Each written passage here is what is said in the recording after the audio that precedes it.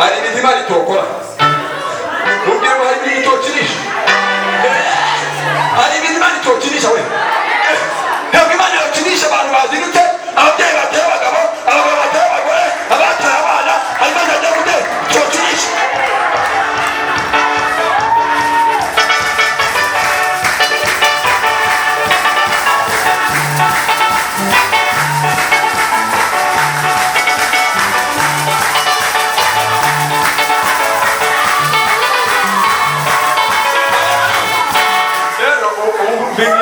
system aho mbona bishyushye niho ndajya aho ndabona bishyushye niho ndajya niba nano bikonje ndahari niba nano bikonje ndabishyushye ndahari haleluya kandi yo amen abazi Imana yawe nabeza kureba bakora iki haleluya kandi uwo Petero avuga ati sawa kare wowe bivuze kagiye gute shirwe ngo bakura ibumoso bashyira iburyo ngo bagishyira iburyo ngo barafasha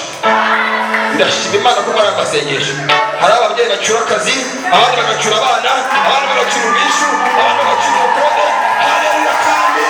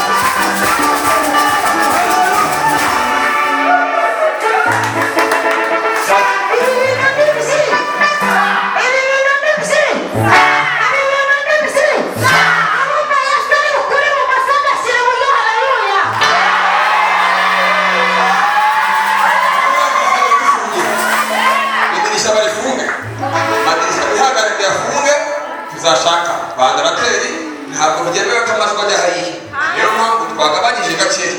Yesu ashimwe cyane kandi bya protokoli ngo bafashe sinzi impamvu ugenda bari kubwiriza agacunga n'amadirishya kandi hari abantu bicaye hariya ku muryango uyu munsi twajya kwishura kuwanira wajya kandi we amen umugabo Petero umugabo Bibiliya yavuze ngo arashukunya aravuga ati shaka akagujugunya baya umugabo bivuze ndashima Imana ko wakujugunya wakoze kuza warashugunya nibiyanga gakimara kujugunya ngagipfuro afata amafi menshi ngo ndetse ubwato bwenda kujya gute kurengerwa n'ishibazo bajya gute gucika ngo ahamagara n'abantu nari mvuze ngo uyu munsi bimenyekane ko wasenze yibye muhamagara mwishyure yibyo muhamagara mwishyure wako muhamagara mwishyure haleluya